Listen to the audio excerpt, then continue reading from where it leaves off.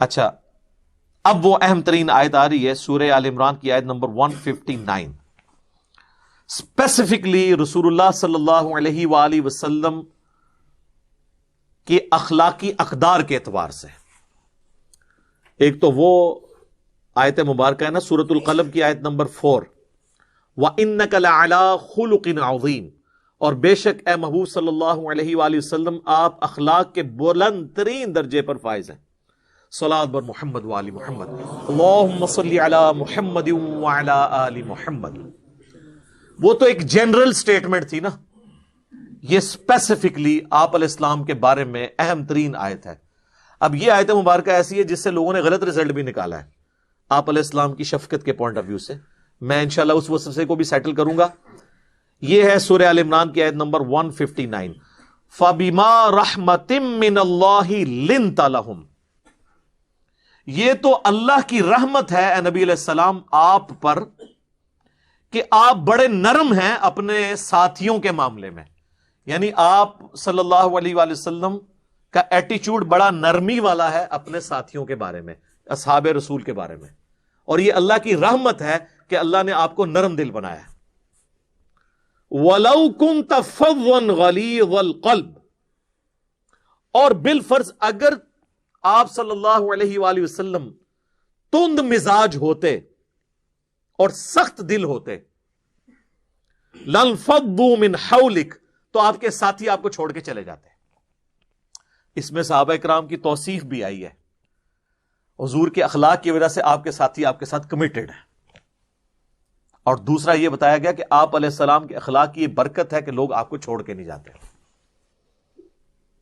اگر آپ تند مزاج ہوتے یا سخت دل گیر ہوتے تو آپ صلی اللہ علیہ وآلہ وسلم کی سخت دلی کی وجہ سے آپ کے ساتھی آپ کو چھوڑ گئے ہوتے. یہ اصل میں اس کانٹیکسٹ میں بات ہو رہی ہے کہ یہ جو آپ کے اصحاب نے غزوہ احد میں غلطی کی ہے نا، تو آپ ان سے ذرا صرف نظر کریں. ظاہر لیڈر کو تو سب سے زیادہ تکلیف ہوتی ہے نا، جیتا ہوا میچ چند پلیئرز کی غلطی کی وجہ سے پوری ٹیم ہار جائے تو کیپٹن پھر غصہ تو نکالے گا نا. اور جب وہ اللہ کی کاز کے لیے کھڑا ہو، صحیح بخاری میں آتا ہے کہ 50 تیر اندازوں کو نبی صلی اللہ علیہ وآلہ وسلم نے احد کے موقع پر ایک ٹیلے پہ ڈیوٹی لگائی تھی، کیونکہ خطرہ تھا کہ پیچھے سے لوگ حملہ آور ہو سکتے ہیں، اور ان کی ڈیٹرنس کی وجہ سے وہ پیچھے سے حملہ آور نہیں ہو رہے تھے. اور بخاری کے الفاظ ہیں، چونکہ غزوہ احد کے کانٹیکسٹ میں یاد نازل ہوئی ہیں، اسی طرف اشارہ ہے کہ نبی علیہ السلام نے فرمایا کہ تم دیکھو نا کہ چیل کوے پرندے ہماری بوٹیاں بھی اٹھا کے لے کے جا رہے ہیں ہماری لاشوں کی، تب بھی تم نے میرے حکم کے بغیر یہ ٹیلا نہیں چھوڑنا. اب اس سے زیادہ واشگاف انداز میں کسی کو سمجھایا جا سکتا ہے؟ مجھے بتائیں. اس کے بعد کوئی گنجائش تھی کہ کوئی شخص نبی علیہ السلام کی نافرمانی کرتا؟ لیکن وہی ہوا. 50 میں سے صرف 15 لوگ قائم رہے، اور ان کے لیڈر جو تھے عبداللہ بن جبیر رضی اللہ تعالیٰ عنہ، وہ چیختے رہے کہ اللہ کے نبی نے منع کیا تھا. لیکن 35 یہ کہنے لگے یہ تو اس صورت میں تھا کہ جب شکست ہو جاتی، اب تو ہم جیت گئے ہیں تو جا کے مال غنیمت جمع کریں. تو اللہ نے قرآن میں ڈانٹا کہ دنیا کی مال کی محبت کی وجہ سے دیکھ لو تمہاری جو فتح ہے وہ شکست میں بدل گئی. اور اس کا وبال ایسا پڑا کہ اللہ کے نبی موجود بھی تھے، تب بھی اللہ کے نبی کی دعاؤں کا حصہ ان کو نہیں ملا، الٹا خود نبی علیہ السلام کے مبارک دانت شہید ہو گئے. بخاری اور مسلم میں آتا ہے، اور قرآن میں ہی اس کی طرف اشارہ ہے کہ آپ کی قتل کی افواہ بھی مشہور ہو گئی. تو وہ آیت نازل ہوئی، وما محمد الا رسول قد خلت من قبلہ الرسل، محمد تو نہیں مگر ایک رسول، ان سے پہلے بھی اور رسول گزرے ہیں، اگر یہ مر جائیں یا قتل کر دیے جائیں، یعنی پاکستان کے اندر یہ وفات پا جائیں یا شہید کر دیے جائیں، کیونکہ ترجمہ پاکستان میں تو وہ گستاخانہ ہو جائے گا نا دوسرا جو ایگزیکٹ ترجمہ ہے، تو کیا تم دین سے الٹے قدم پھر جاؤ گے؟ تو یہ پورا ایک کانٹیکسٹ چل رہا ہے. تو انہوں نے چھوڑ دیا، اجتہاد کر لیا خود سے، حالانکہ یہ اجتہاد بھی غلط تھا. جب حضور یہ کہہ رہے تھے کہ ہماری لاشیں بھی چیل اور کوے اٹھا کے لے جائیں تب بھی نہیں، تو اس کا مطلب ہے چاہے شکست ہو چاہے فتح ہو تم نے نہیں جگہ چھوڑنی. تو یہ انہوں نے کیسے کنکلوڈ کر لیا کہ بھئی فتح ہے تو اب ہم نے یہ کرنا ہے؟ بس وہی ہوا کہ وہ خالد بن ولید کی عقابی نظریں دیکھ رہی تھی کہ درہ خالی ہو گیا ہے. وہ درہ آج بھی اسی طریقے سے موجود ہے. وہاں پہ اب سٹال لگے ہوتے ہیں غزوہ احد کے قبرستان کے بعد، وہاں پہ لوگ تسبیحیں بیچ رہے ہوتے ہیں یا زمین پہ چیزیں، وہ درہ بہرحال وہی موجود ہے ابھی تک. تو خالد بن ولید چونکہ کافروں کی طرف سے آئے تھے، وہ کیولری کے سردار تھے، یعنی گھوڑوں کی جو فوج ہے. انہوں نے دیکھ لیا، اچھا، انہوں نے ابو سفیان کو کہا جنگ ابھی ختم نہیں ہوئی، حالانکہ یہ لوگ پسپا ہو چکے تھے. صحیح بخاری میں آتا ہے انہوں نے پھر پیچھے سے آ کے حملہ کیا، 70 سے زیادہ اصحاب شہید ہوئے، اور کئی اصحاب رسول کی مارنے کی وجہ سے قتل ہو گئے فرینڈلی فائرنگ کے اندر. حضرت حذیفہ ابن یمان کے باپ یمان اور جابر بن عبداللہ کے والد جو ہیں وہ عبداللہ، بخاری میں آتا ہے یہ دونوں کو مسلمانوں نے قتل کر دیا. وہ چیختے رہے لیکن بھگدڑ مچ گئی، پتہ ہی نہیں چلا. وردیاں تو ہے نہیں تھی، گرد اڑ رہی تھی، مار دیا. کیونکہ مسلمانوں کو اب سمجھ ہی نہ لگی، پیچھے سے بھی حملہ ہو گیا، سامنے سے بھی حملہ ہو گیا، تو وہ سینڈوچ بن گئے. اور حضرت حذیفہ بن یمان کے بارے میں بخاری میں آتا ہے پوری زندگی وہ اپنے باپ کو بھولتے نہیں تھے کہ میرا باپ اس طریقے سے مارا گیا، اور ان کو دعاؤں میں یاد رکھتے تھے. یہ زخم پوری زندگی ان کے دل پہ ہرا رہا. تو یہ صورتحال ہو گئی، واضح فتح شکست میں بدل گئی. گھر کوئی ایک بھی ایسا نہیں تھا مدینہ شریف میں کہ جس گھر میں کوئی میت نہ اٹھی ہو. خود رسول اللہ کو سب سے بڑا صدمہ پہنچا کہ آپ کے دودھ شریک بھائی بھی اور چچا بھی حمزہ بن عبد المطلب جو آرمی چیف بھی تھے آپ کے، وہ بھی شہید ہو گئے. ان کی لاش کا مسئلہ ہوا. نبی علیہ السلام بھی بہت غم زدہ تھے. تو اسی لیے تو یہ 60 آیات صرف غزوہ احد کی کمنٹری ہے. پورے قرآن میں اس طریقے سے کسی جنگ کی کمنٹری نہیں آئی ہے. اس کے بعد اگر آئی ہے تو غزوہ تبوک کی آئی ہے سورہ التوبہ کے اندر، آگے چل کے آئے گی. تو نبی علیہ السلام ظاہر ہے آپ خود بھی اس کی وجہ سے افیکٹو ہوئے. بخاری مسلم میں آتا ہے آپ کے 4 دانت شہید ہو گئے، اور مولا علی جو ہے وہ ایک تھال کے اندر جو ہے وہ ڈھال جو تھی تلوار والی ڈھال، اس کو الٹا کر کے اس میں پانی لے کے آئے، اور سیدہ فاطمہ نے آپ کا زخم دھویا اور ایک کاٹن کا کپڑا جلا کے راکھ رکھ کے اس خون کو روکا، تو پھر وہ خون رکا. تو نبی علیہ السلام خود بھی افیکٹو ہوئے. اس سے بڑا غم یہ تھا کہ مسلمانوں کے ساتھ اللہ کا وعدہ تھا کہ اس میں بھی فتح ہوگی. مسلمانوں کو یہ وسوسے آئے کہ بھئی وعدہ تھا تو پھر فتح کیوں نہیں ہوئی. تو وہ بھی ہم نے سن لیا، پہلے آیات گزری کہ اللہ نے تو فتح دے دی تھی، تم نے اپنا ڈسپلن لوز کیا اور تم نے رسول اللہ کی نافرمانی کی. پھر اللہ نے کہا کہ ہم نے تمہیں معاف کیا. اس میں سیدنا عثمان بھی شامل تھے. پچھلی دفعہ میرا کلپ اسی میں سے ہی اپلوڈ ہوا تھا. تو سیدنا عثمان کو اللہ تعالیٰ نے اس حوالے سے معاف فرما دیا، باقی اصحاب کو بھی. لیکن انسان تو انسان ہوتا ہے نا. ابھی اس چیز کا خدشہ تھا کہ نبی علیہ السلام اپنے ساتھیوں کو اس معاملے پہ ڈانٹتے. وہ ظاہر جینون ہوتا آپ کا ڈانٹنا. تو اللہ تعالیٰ نے اس کانٹیکس میں یہ بات کی ہے. پہلے تو حضور کی تعریف کی ہے کہ اللہ نے آپ کو بنایا ہی نرم دل ہے. آپ اپنے ساتھیوں پہ ایسی شفقت کرتے ہیں، اسی وجہ سے آپ کے ساتھی آپ کے ساتھ کمیٹڈ ہیں اور آپ کو چھوڑتے نہیں ہیں. نرم دل کیا بنایا جناب؟ وَمَا أَرْسَلْنَاكَ إِلَّا رَحْمَةً لِّلْعَالَمِينَ، سورۃ الانبیاء آیت نمبر 107.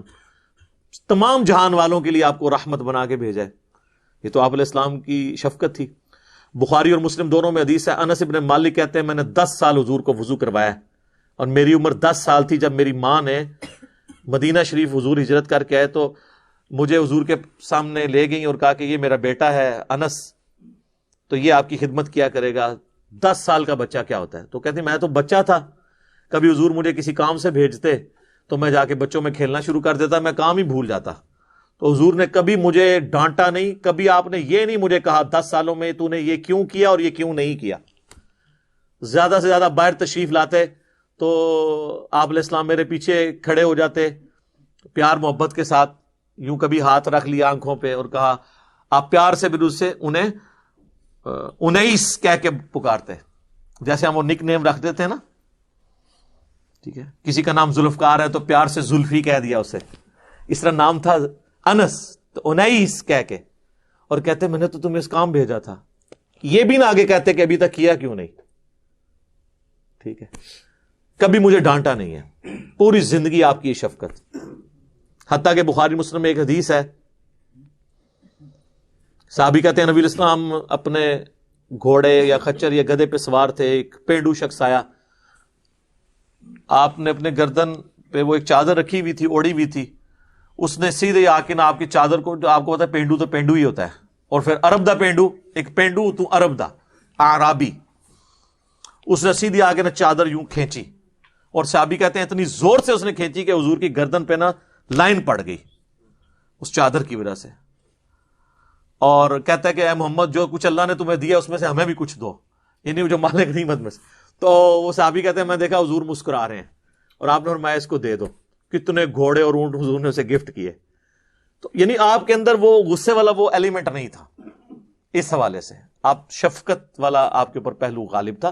اس طرح کے کئی واقعات ہیں، صحیح مسلم میں حدیث ہے جب طائف میں آپ کو پتھر مارے گئے تو آپ نے پہاڑوں کا فرشتہ آپ کے پاس اللہ نے بھیجا کہ آپ اجازت دیں ہم ان طائف کی وادی میں ان کو مسل دیا جائے، تو ان کا نہیں، میں اللہ سے امید کرتا ہوں ان کی آنے والی نسلیں جو ہے نا وہ اسلام قبول کر لیں گی، ٹھیک ہے۔ تو آپ علیہ السلام پہ شفقت کا ایک ایلیمنٹ تھا غالب۔ یہ بہت سارے واقعات ہیں، مسئلہ نمبر 100 میرا انہی واقعات کے اوپر ریکارڈڈ ہے۔ جب وہ آیت آئی تھی سورہ توبہ کی، لقد جاءکم رسول من انفسکم عزیز علیہ ما عنتم حریص علیکم بالمؤمنین رؤوف الرحیم۔ نبی علیہ السلام مومنین کی جانوں سے بڑھ کر ان کا خیال رکھنے والے ہیں اور ان پر رؤوف بھی ہیں اور رحیم بھی ہیں۔ اس کانٹیکسٹ میں مسئلہ نمبر 100 میرا ریکارڈ ہوا تھا، میں نے یہ سارے واقعات بخاری اور مسلم سے بیان کیے تھے، کہانی شریف نہیں سر، احادیث شریف سے، تو آپ دیکھ سکتے ہیں جسے شوق ہو۔ اور اس کا عنوان تھا رسول اللہ کی اپنی امت سے محبت۔ ہم تو آج تک ہمیں حدیثیں یہ سنائی جاتی ہیں کہ ہمیں نبی علیہ السلام سے کتنی محبت ہونی چاہیے کہ ہمارا ایمان کامل ہوگا، یہ ایک پہلو ہے۔ ایک اس کا وائس ورثہ ہے کہ رسول اللہ کو ہم سے کتنی محبت تھی، آپ کو اپنے اصحاب سے کتنی محبت تھی، بعد میں آنے والے لوگوں کے ساتھ کیا محبت تھی، وہ سارے واقعات احادیث کی شکل میں نے بیان کیے ہیں۔ تو نبی علیہ السلام کی یہ شفقت والا ایک ڈومیننٹ پہلو تھا جس کو اللہ تعالیٰ نے یہاں پہ ایڈریس کیا کہ آپ کی یہ شفقت ہے، ابھی تک آپ اب یہ جو ان سے غلطی ہوئی ہے نا، تو آپ نے ان کی اس غلطی کے اوپر سرزنش نہیں کرنی۔ فاعف عنہم، ان سے درگزر فرمائیے۔ اچھا اب دیکھیں، ویسے تو اللہ کا معاف کر دینا بھی کافی تھا، اس سے پہلے 2 آیات گزر چکی ہیں، 155 نمبر اور 152 کہ اللہ نے ان کو معاف کر دیا۔ اب جب اللہ نے معاف کر دیا تو رسول اللہ سے معافی کا سرٹیفکیٹ تو لینے کی ضرورت نہیں تھی۔ یہ آپ کو ڈیکورم سکھایا جا رہا ہے کہ ٹیم لیڈر جو اللہ کے لیے ڈٹا ہوتا ہے نا، اس کا بھی آپ نے خیال رکھنا ہوتا ہے۔ حقوق العباد اپنی جگہ پر ہے، حقوق اللہ اپنی جگہ پہ ہے۔ تو نبی علیہ السلام کو اللہ نے کہا کہ میں نے تو معاف کر دیا اور آپ اتنے نرم دل ہیں۔ دیکھیں کس طرح پوری تمہید، حالانکہ اللہ تعالیٰ اس پروٹوکول کا محتاج ہے کہ اپنے نبی سے بات کرے، تو اتنا پروٹوکول کہ دیکھیں آپ بڑے نرم دل ہیں، آپ کی کتنی شفقت ہے، اسی وجہ سے آپ کے ساتھ لوگ اٹیچ ہیں، تو چھاڑ دو انہوں نے۔ یہ ہے اللہ کی اپنے نبی سے محبت، ورنہ اللہ اپنی مخلوق کو اس طرح کا پروٹوکول کیوں دے گا؟ وہ تو خالق ہے، خالق اور مخلوق اتنا بڑا ڈفرنس ہے کہ اس کے بعد تو کسی چیز کی گنجائش نہیں رہتی۔ لیکن یہ اللہ کی اپنے محبوب صلی اللہ علیہ وآلہ وسلم سے محبت کا اظہار ہے کہ اللہ تعالیٰ فرما رہا ہے کہ فاعف عنہم، آپ بڑے نرم دل ہیں، آپ اگر سخت مزاج ہوتے یا آپ کے ساتھی آپ کو چھوڑ جاتے، یہ آپ کا مزاج ایسا اللہ نے بنایا ہے کہ یہ آپ کے ساتھ ہیں، اب آپ ان سے درگزر کریں۔ واستغفر لہم، ان کے لیے دعائے مغفرت بھی کرتے ہیں۔ غلطی تو انہوں نے کیتی ہے، اے نہیں اللہ نے کہا کہ نہ اے صحابہ دی غلطی بیان کرنا گستاخی ہو جائے گی۔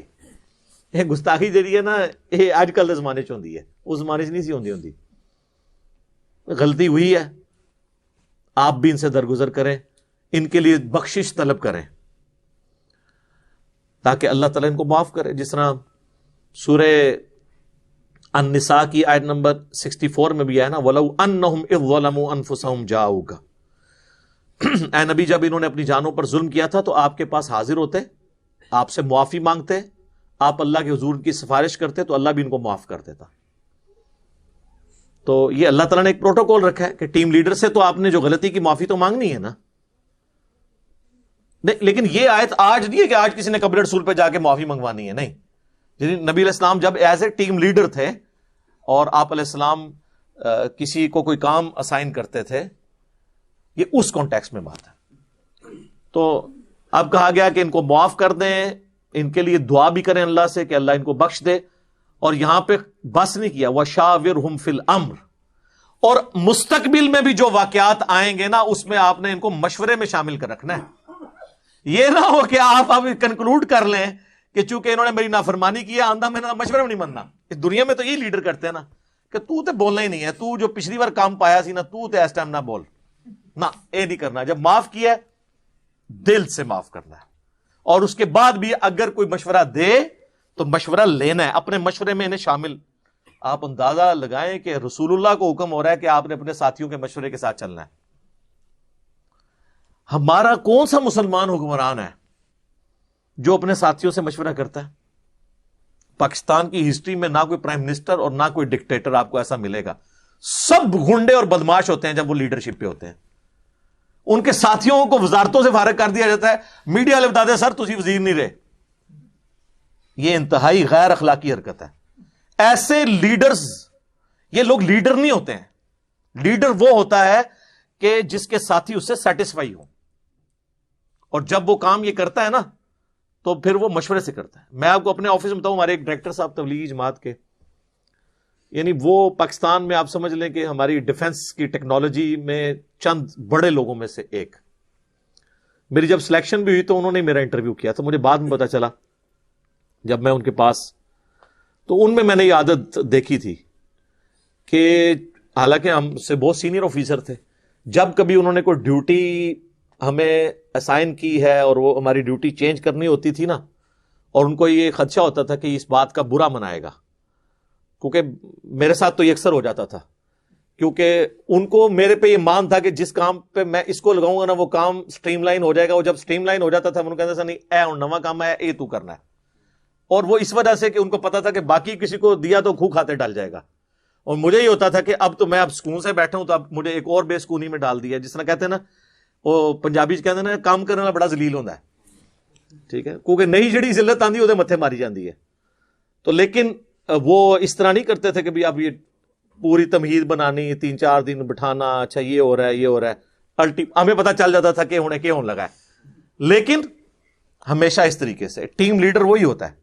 اور پھر اس کی وجہ سے ہم بھی کوئی دل میں قلق محسوس نہیں کرتے تھے, چلو یار ٹھیک ہے. یہ ٹیم لیڈر کی نشانی ہوتی ہے کہ وہ پھر مشورے میں شامل کرتا ہے اپنے ساتھیوں کو. اب ایک اور اہم بات اس کے ساتھ آ رہی ہے, فَإِذَا عَزَمْتَ, جب آپ عزم کر لینا کسی کام کا, مطلب مشورہ ہوا, ایک چیز طے ہو گئی, اب بیچ میں جو ہے نا وہ پاک نہیں چھوڑنی کوئی, بس آپ کر گزرنا ہے. اور اس کے بعد کوئی غلط رزلٹ آ جائے تو اب یہ نہیں کہنا کہ اے نے مشورہ دیتا سی, نہیں, انہیں مشورہ دیتا سی, فیصلہ تے سر تسی کیتا سی نا, تو آپ نے اپنے فیصلوں کی حفاظت کرنی ہے. یہ بڑی اہم آیت ہے. فَإِذَا عَزَمْتَ, جب عزم کر لو نا کسی کام کا, فَتَوَكَّلْ عَلَى اللَّهِ, پھر اللہ پہ توکل کرنا ہے. حسبنا اللہ ونعم الوکیل, وہ آگے چل کے آئے گا کہ یہ دعا سکھائی جائے گی سورہ ال عمران کی 179 نمبر آیت میں, کہ ہم نے اللہ ہی پر بھروسہ کیا, وہی بہتر کارساز ہے. ان اللہ یحب المتوکلین, بے شک اللہ تعالی توکل کرنے والوں سے محبت کرتا ہے. یعنی آپ نے اسباب اختیار کرنے ہیں اور پھر نظر کس پہ رکھنی ہے؟ مسبب الاسباب کے اوپر. توکل اللہ پہ کرنا. توکل یہ نہیں ہوتا کہ کرو کچھ نہ, یہ پیچھے دیکھیں کتنے کام بتائے گئے ہیں, یہ کرنے کے بعد مشورہ بھی کرنا ہے, پھر عزم بھی کرنا ہے, پھر اللہ پہ توکل. ویسے توکل نہیں, وہ جو جامع ترمذی میں حدیث ہے کہ پہلے اونٹ کو باندھو پھر اللہ پہ توکل کرو, تو ظاہر ہے کہ اسباب آپ نے اختیار کرنے ہیں. اس میں ایک بڑی اہم بات میں آپ کو بتا دوں, بڑی مزے کی بات. وہ میں نے جن اپنے سینئر آفیسر کا ذکر کیا نا, ڈائریکٹر صاحب کا, تو وہ ہمیں ایک دن اسی طریقے سے سمجھا رہے تھے, چونکہ وہ تبلیغی جماعت سے بھی اٹیچ تھے. تو حاجی عبد الوہاب صاحب رحمہ اللہ تعالی جو تبلیغی جماعت کے امیر تھے, جو 2-3 سال پہلے ہی فوت ہوئے, تو وہ کہہ رہے ہم ایک دفعہ حاجی صاحب کے پاس بیٹھے ہوئے تھے, تو حاجی صاحب کی عادت تھی کہ وہ مشورہ کرتے تھے جماعتوں کو بھیجتے وقت نا. تبلیغی جماعت میں ایسے بہت چیز زبردست ہے مشورے والی اور امارت والی. باقی کسی کو تعلیمات سے کوئی اختلاف ہو سکتا ہے, لیکن ان کا سسٹم بڑا ماشاءاللہ مضبوط ہے. تو وہ مشورہ کرتے تھے جماعت, یہ یعنی اب یہ جماعت جو ہے یہ جماعت ہم نے ٹرین پہ روانہ کرنی ہے, بس پہ روانہ کرنی ہے, یا اپنی گاڑی کروا کے, یہ وہ مشورہ لیا کرتے تھے جب دور جماعتیں جاتی. تو کہتے ہیں مشورے کے دوران نا مختلف لوگوں نے مشورہ دیا. کسی نے کہا کہ بس پہ جاتے ہیں, کسی نے کہا جی پیدل جاتے ہیں. پیدل جماعتیں بھی ان کی کئی 100 کلومیٹر تک وہ دعوت کے طور پہ چلتی ہیں. کسی نے کہا جی ٹرین پہ جانا ہے, الٹیمیٹلی طے ہو گیا جی ٹرین پہ جماعت جائے گی. فیصلہ ہو گیا. فیصلہ کرنے کے بعد حاجی صاحب نے نا پھر دوبارہ سے جنہوں نے بس کا مشورہ دیا تھا نا ان کو پوچھا کہ ہاں جی بتائیں کس طریقے سے سفر اختیار کرنا چاہیے. تو انہوں نے پھر کہا جی بس پہ. انہوں نے کہا نا اب جب طے ہو جائے نا تو اب تم نے بھی یہی کہنا ہے ٹرین پہ, تاکہ یونٹی نہ ٹوٹے. یہ مشورہ اس وقت تک تھا جب تک ڈیسیژن نہیں ہوا. ونس ڈیسیژن ہو جائے نا تو بس والے نے بھی کہنا ہے ٹرین, ٹرین والے نے تو کہنا ہی ٹرین ہے, باقی سب نے بھی, پیدل والوں نے بھی کہنا ہے ٹرین. ورنہ راستے میں کوئی مصیبت آئے گی, ٹرین کہیں پہ خراب ہو گئی تو ٹرین کا مشورہ دینے والی شامت آ جائے گی. تو وہ تو میرے بھائی بس بھی راستے میں پنکچر ہو سکتی تھی. بسیں تو ماشاءاللہ یہاں راکٹ کی سپیڈ پہ چل رہی ہوتی ہے, بس کا تو پہنچنا بھی اس کی پروبیبلٹی بھی کم ہوتی ہے. تو پھر آپ کسی کو یہ تانا نہیں دے سکتے کہ تو مشورہ دیتا سی, وہ اللہ کی طرف سے ہوتا ہے. اسی لیے کہا گیا فَإِذَا عَزَمْتَ, جب آپ عزم کر لینا پھر اللہ پہ توکل کرنا ہے آپ نے, رزلٹ جو بھی ہے. اس کو سپورٹو وہ حدیث ہے جو تقدیر والے چیپٹر میں ہے صحیح مسلم میں. مسئلہ تقدیر کے اوپر آلموسٹ 60 کے قریب حدیثیں لی ہیں امام مسلم نے, اور اس کی آخری حدیث یہی ہے کتاب القدر چیپٹر کی. میں یہ سمجھتا ہوں یہ حدیث جو ہے نا یہ تو سنہری حروف میں نا چوراہوں پہ لگانی چاہیے لکھ کے. صحیح مسلم کی حدیث ہے, نبی صلی اللہ علیہ وآلہ وسلم نے فرمایا اے ابو ہریرہ, جو چیز تجھے نفع دے اس کے حصول کے لیے اپنی پوری کوشش کر, سستی نہ کرنا, کاہلی نہ کرنا, اور اللہ سے مدد طلب کرنا. پھر بھی اگر رزلٹ تیرے خلاف آ جائے تو یہ نہ کہنا کہ اگر میں یہ کر لیتا تو یہ ہو جاتا, اگر میں یہ کر لیتا تو یہ ہو جاتا. یہ اگر مگر شیطان کا دروازہ کھول دے گا. یہ سب کچھ یعنی انگریز بھی یہی کرتا ہے, فیزیبلٹی پہلے بناتا ہے. وہ 80% ایفرٹ فیزیبلٹی پہ پٹ کرتے ہیں, 20% جو ہے وہ کاسٹ ان کی آتی ہے کام کرنے کے اوپر. یہ نہ ہونا کہ وہ کر بیٹھے تو اینڈ پہ پتا چلے کہ جناب ادھر تو یہ مصیبت کھڑی ہو گئی ہے, جہاں ہمارے کئی پروجیکٹس کے ساتھ یہ ہو جاتا ہے. تو اب اس میں الفاظ کیا ہیں کہ جو بھی چیز تمہیں نفع دے دنیا میں اور آخرت میں, جنرل ہے, اس کے لیے کوشش کرنی ہے, کاہلی نہیں کرنی, سستی نہیں کرنی. یہ نہیں کہ خالی پیپر جو ہے وہ دروشی پڑھ کے پھونک کے تو وہ ممتحن کے حوالے کر کے آ جانا ہے میں پاس ہو جاؤں گا, بعد میرے کو آ کے دعاواں کرانی نے نہ, اس طرح نہیں کو پاس ہوگا. سستی نہیں کرنی, کاہلی نہیں کرنی, اور کوشش کرنی ہے, اور اللہ سے مدد طلب کرنی ہے. اللہ کو نہیں نکالنا کبھی بیچ میں سے. کوشش, یہ دونوں چیزیں پیرلل میں چلتی ہیں. نہ بالکل تقدیر پہ چیز ڈال دینی ہے اور نہ صرف اپنی کوششوں کو سب کچھ سمجھ لینا ہے. یہ قدریہ کا موقف تھا نا کہ بھئی تقدیر کوئی چیز نہیں, اور جبریہ کہتے تھے کہ جی تقدیر ہی غالب ہے, انسان کچھ نہیں کرتا. اہل سنت کا منہج درمیان میں ہے کہ کچھ چیزیں اللہ نے تقدیر کا ساتھ رکھی ہیں, کچھ ہماری کوشش سے جڑی ہوئی ہیں, دونوں سے مل کے ایک رزلٹ نکلتا ہے. ورنہ تو رسولوں کا مقدمہ, کتابوں کا مقدمہ ہی ختم ہو جائے گا اگر ہماری ول کی کوئی اہمیت نہیں ہوگی. قرآن تو بار بار اسی کے اوپر ہی ایمفسائز کرتا ہے, والذین جاہدوا فینا لنہدینہم سبلنا, جو لوگ ہماری راہ میں کوشش کریں گے ہم اپنی راہیں ان کے لیے کھول دیں گے. لیکن جو کوشش نہیں کرے گا, جو کک نہیں مارے گا نا, اس کی گاڑی نہیں سٹارٹ ہوگی. ویسے دنیا کے ہم سارے کام میں یہ کر رہے ہوتے ہیں, آخرت کے معاملے میں کہتے ہیں دعا کرو توفیق مل جائے. مجھے آج تک کوئی بندہ نہیں ملا کہ دعا کرو مجھے توفیق مل جائے کہ میں نے ارادہ کیا ہے کہ ابھی جا کے میں نے جو ہے نا دوپہر کا کھانا کھانا ہے, وہ کھانا ہی ہوتا ہے. کسی نے باتھ روم جانے سے, واش روم میں جانے سے پہلے کبھی توفیق نہیں اللہ سے مانگی, حالانکہ کتنا خطرناک کام ہوتا ہے اگر کسی کا پیشاب بند ہو جائے. آج تک کسی نے کہا کہ دعا کرو اس دفعہ بھی میرا ارادہ ہے کہ آج میں نے اتنی دفعہ پیشاب کے لیے جانا ہے, میرا پیشاب نہ بند ہو, کیونکہ وہ ہم نے کرنا ہوتا ہے, چیزیں انڈرسٹوڈ ہوتی ہیں.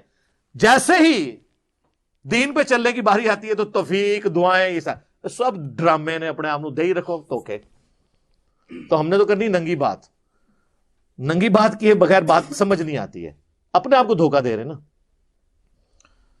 تو اللہ تبارک و تعالیٰ نے یعنی یہاں پہ ایک سلیقہ سکھایا کہ جب اللہ پہ توکل کر لیا, عزم پکا, بس اب آپ کوشش کر گزریں, باقی رزلٹ اللہ پہ چھوڑ دیں. مولا علی کا قول ہے نا, میں نے اپنے ارادوں کے ٹوٹنے سے اللہ کو پہچانا ہے. کیوں؟ ساری کوشش کر لی, حالات و واقعات بھی فیوریبل تھے, رزلٹ کچھ اور نکل آیا، تو اس کا مطلب ہے کہ کوئی اور ہستی ہے جو چاہتی ہے کہ یہ ایسے نہ ہو، اس کے ساتھ تو کوئی ٹکر نہیں لے سکتا۔ تو اگر مگر شیطان کا دروازہ کھول دیتا ہے، جو صحیح مسلم کے الفاظ ہیں، اس لیے کہ اگر مگر سے پھر جو تقدیر کی طرف سے فیصلہ ہوا ہوتا ہے نا، آپ اس کو چیلنج کر رہے ہوتے ہیں۔ ایک تو ہے کہ آپ اس کو ریویو کر کے پلان کریں، وہ ایک اور چیز ہے کہ جی آندہ ہم اس چیز کو کاؤنٹر فار کریں گے، اس کو کریں گے، اس کو کریں گے، لیکن اس کی لکیر پیٹ کے بیٹھ جانا، یہ چیز غلط ہے۔ حالانکہ یہاں پہ آپ دیکھ رہے ہیں کہ صراحتاً غلطی ہوئی تھی، اس پہ اللہ نے ڈانٹا بھی ہے، لیکن الٹیمیٹلی حضور کو کہا کہ بس چھوڑ دے، معاف کرے، مشورے میں شامل کریں، آندہ کے لیے بھی آپ یہ کریں۔ یہ اسی چیز کی نفی کی جا رہی ہے کہ بس یہ اللہ کی طرف سے ایک معاملہ ہونا تھا، تمہارا ڈسپلن لوز ہوا۔ لیکن سر دیکھیں، یہ غزوہ احد کا ہی ڈسپلن لوز ہوا ہے، اس کے بعد مسلمانوں نے کوئی جنگ نہیں ہاری۔ یہ ایک واقعہ مستقبل کی جنگوں کے لیے، جس میں رومنز اور پرشینز کو مسلمانوں نے شکست دے کے صدیوں کی سپر پاورز کو الٹنا تھا، یہ چھوٹی سی بیٹل فیلڈ نے مسلمانوں کو وہ سبق سکھایا کہ وہ بڑی بیٹل فیلڈز میں اگر یہ ڈسپلن لوز کرتے تو کیا قادسیہ میں جو ہے وہ پرشین امپائر کا مقابلہ کر سکتے تھے، یرموک میں رومن امپائر کا مقابلہ کر سکتے تھے، جن کی ریزروڈ آرمیز ہی لاکھوں کے اندر تھی، جن کے پاس اسلحہ بھی لیٹسٹ تھا۔ تو یہاں پہ اللہ تعالیٰ نے جو ڈسپلن سکھایا ہے نا، اس کی وجہ سے پھر آگے وہ معاملات چلے۔ وہ سر آپ عمر سیریز دیکھیں کہ کس طرح مسلمانوں نے کس حکمت عملی کے ساتھ جنگوں کو جیتا ہے، انہی کا اسلحہ چھین کے انہی کو الٹا ہے۔ تو وہ اسی یونٹی کی وجہ سے، ڈسپلن لوز نہ ہونے کی وجہ سے سب کچھ ہوا ہے۔ آپ دیکھ لیں قادسیہ کے اندر جب مسلمانوں کی فوج پسپا ہو گئی ہے، تو حضرت سعد ابن ابی وقاص جو ہیں وہ تو بیمار تھے، وہ تو قلعے میں پیچھے بیٹھے ہوئے تھے، ان کو بہت تیز بخار ہو گیا تھا، اتنے لاغر ہو گئے تھے کہ وہ چل بھی نہیں سکتے تھے، لیکن ایک ایک لمحے کی رپورٹ لے رہے تھے۔ وہ پرشینز جو ہیں ہاتھی لے کے آگے، اتنے بڑے بڑے عرب کے گھوڑوں نے ہاتھی دیکھے نہیں ہوئے تھے، وہ تو عرب کے گھوڑے جب ہاتھی دیکھتے تھے تو بھاگ جاتے تھے، تو وہ تو مسلمانوں کو ہی کچلنا شروع کر دیا انہوں نے۔ تو انہوں نے، ساتھی نے آگے اطلاع کی کہ حضرت یہ تو وہ تو ہاتھی لے کے، اتنے بڑے بڑے ہاتھی لے کے آگے ہیں۔ تو حضرت سعد ابن ابی وقاص نے کہا کہ بنو تمیم کے لوگوں کو میرے پاس بلاؤ۔ جناب بنو تمیم کے وہ لوگ تھے کہ جو اپنی جان کی پرواہ کیے بغیر بڑے بڑے کارنامے سر انجام دے دیتے تھے۔ سر انہوں نے گھوڑوں کو کیا سائیڈ پہ کہ گھوڑا تو بدک جاتا ہے، پیدل گئے، کتنے لوگوں کی جان بھی اس میں چلی گئی، کئی لوگ ہاتھی کے نیچے آ کے مر بھی گئے۔ پیدل جا کے انہوں نے نیزے اپنے ہاتھوں میں پکڑ کے، تو وہ جا کے ان ہاتھیوں پہ بیٹھے ہوئے لوگوں کو گرایا، اور بعض ہاتھیوں کو بھی انہوں نے گرایا، اور مسلمانوں نے وہ جنگ جیت لی۔ 8,500 مسلمان شہید ہوئے۔ آج ان کے نام بھی ہمیں نہیں پتا، ان کی قربانی ہے، ان کے بھی بیوی بچے تھے، ان کا بھی مستقبل تھا، لیکن انہوں نے قربانی دی۔ آج ان کی قربانیوں کی وجہ سے اسلام ہم تک پہنچا ہے، اور بس ہم نعرہ لگا سکتے ہیں جو کچھ بھی ہیں تیرے محبوب کی امت سے ہیں۔ ان کو جچتا تھا کہ وہ نعرہ لگائیں جو کچھ بھی ہیں تیرے محبوب کی امت سے، دیکھ محبوب کے ساتھ ہم نے وفاداری کی ہے۔ ہم کہتے ہیں ہم بے وفا ہیں، ٹھگ ہیں، فراڈی ہیں، تو ہم حضور کی نسبت سے ہمیں بخش دے۔ وہ اگر کہتے تو کہتے تھے دیکھ نسبت دی ہے تو ہم پاس بھی لا رہے ہیں اس کا، ہم بالکل الٹ چل رہے ہیں۔ رضی اللہ عنہم اجمعین وعلیہم السلام اجمعین، آمین۔ تو اللہ تعالیٰ فرماتا ہے کہ اللہ تعالیٰ جو توکل کرنے والے لوگ ہیں ان سے محبت کرتے